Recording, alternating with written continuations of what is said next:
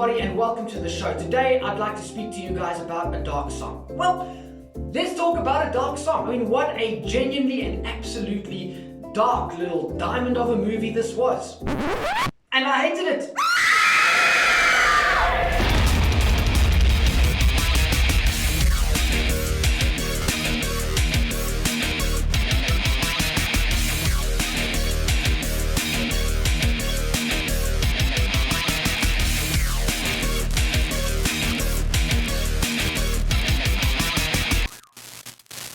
There are two reasons why I hated and still hate a dark song. You son of a bitch! A few nights ago, I was feeling kind of tired, so I decided to hit the sack. But it was Saturday night, and it was early. It goes against everything inside of me to hit the sack early on a Saturday night. I don't know why it was like that, probably one of my silly little idiosyncrasy, but it's not permitted. So I did what I usually do on those rare occasions. I sat down in front of my trusty TV and looked for a good nodding movie. Now, what exactly is a good nodding movie, I hear you ask? Well, maybe you know this movie better than you'd like to admit. Basically, a good nodding movie should have one criterion. It needs to be bad. It's the kind of movie that you can pretend to be watching while your eyes go all droopy and your head starts doing a little nodding dance. Now, what's great about a good nodding movie is that you can basically switch it off halfway through and go to bed without feeling guilty about having missed something good. Is that a little bit weird? Like, are you guys like... Okay, I'm weird. Now, although a dark song looked like it could have been a very good nodding movie, it turned out to be a very bad nodding movie. I did not switch it off halfway through, I did not nod off to it. In fact, I did not even get a very good night's rest, thanks to this little indie horror movie. Thanks. The second, a dark song made me want to do something that I've never done before. Repeatedly punch myself in the face. Why? Well, because this movie was released in 2016 and it took me 6 years to finally watch it. It took me 6 years to even discover that it existed. No one told me about it, I didn't see any trailers, I knew nothing about this film, and as a fan of horror, I should have known. I should have known that this movie was out there. It makes me wonder, if I missed this great little horror movie, then what about all the other good horror movies I'm missing? I mean, life is just too short to miss a good horror movie, right?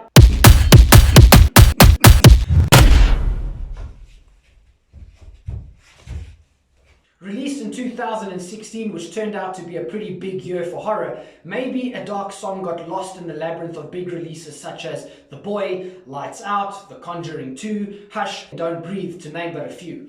Which is really sad, because a dark song, at least in my opinion, is as good as many of the films that I mentioned. If not, dare I say, even a little better in some cases. It was highly entertaining, it was genuinely dark, and also refreshingly original. So if you haven't seen this film, don't be quite as hard on yourself as I was, but by all means, stop watching this, because there are a few spoilers, and go out and check a dark song, because trust me, it is worth every second. Now, why am I making such a big fuss about this independent Irish-British collaboration? So let's get into it.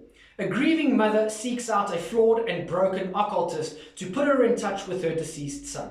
A simple, maybe too simple summary of 100 other films we've seen 100 times before. However, and you guys can trust me on this, a dark song might sound like something you've seen 100 times before, but it really is a refreshing and unique spin or take on an old tune. It's a very atmospheric and even lonely tale that focuses not on the typical host of ghosts and ghouls waiting on the other side, but rather, a dark song takes its time in unpacking the agonizing pre-ritual and the thorough preparation one needs in order to be able to take that precarious step into the realm beyond this one. As much as this film is about that dangerous journey into that dark place where the lost, the dead, and demons may lurk and all of that fun horror stuff, it is also just as much about coming to terms with the grief and the pain and the bitterness of losing a loved one. Something else this film does so well is that it takes this simple story with a meager budget and packs it, loads it up to the brim with a tense and palpable atmosphere. From the desolate and windy vastness of the Welsh countryside to the claustrophobic dark spaces of the house that the story takes place in. It is a film that drags you kicking, screaming and clawing into a world that is absolutely haunting and genuinely terrifying. Now, I'm not good with names, but I had to, in this case, make a concerted effort not to forget the name Liam Gavin. His astute direction, combined with the tight and interesting cinematography of Cathal Waters, as well as Ray Harmon's creepy and ambient score, really made for one of my favorite horror watches of this year so far.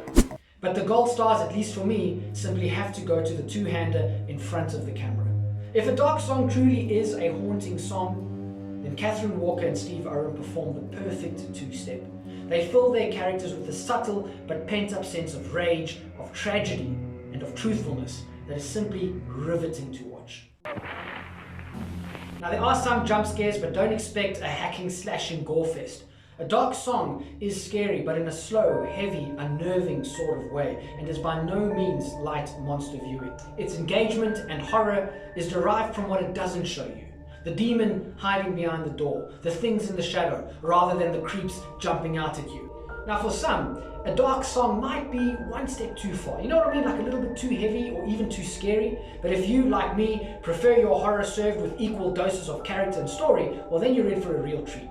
It's a film that entertains, fair enough, but I feel that it wants to do something more. It wants to share with you a meditation on grief, on isolation, on revenge, and forgiveness. Now, there are many standout scenes in this movie, but the one that I simply have to mention is the one where we have a desperate and grieving Sophia sitting against a door and talking to her son. Only we know, as well as Sophia does, that this is not her son, but instead a demon pretending to be. Now, the beauty of the scene is in how Sophia, knowing that she is communicating with an evil spirit, does so, simply unable to resist the painful temptation of hearing her child's voice again. Scary, but heart-wrenching. Oh. So yes, I hated a dark song. I hated it with all of my heart. I did. I'm only joking. I absolutely loved it. What did you guys think of it, for those of you that have seen it? And for those of you that haven't, go out there and check this movie out. I'm pretty sure that you're not going to be disappointed. And if you liked today's episode, then feel free to check out another episode I did on a film called Ouija, Origin of Evil, directed by the brilliant Mike Flanagan. It deals with a similar premise to A Dark Song, albeit in a slightly different way, and it was also released in 2016. And guys, if you like this kind of content, then please feel free to subscribe to the channel. That always helps a little bit. And also, feel free to give me some suggestions about what you would like me to comment on. If you would like to hear my thoughts, I will try to get to it as soon as possible. On that note, everybody out there, all you fans of horror, I wish you guys a wonderful, wonderful week. Stay safe, stay happy, and most of all, stay horror. Ciao. If A Dark Song truly is a haunting song, Catherine Walker and Steve Oram, they fill their characters with a pent-up sense of rage. Oh man! Perform the perfect two-step.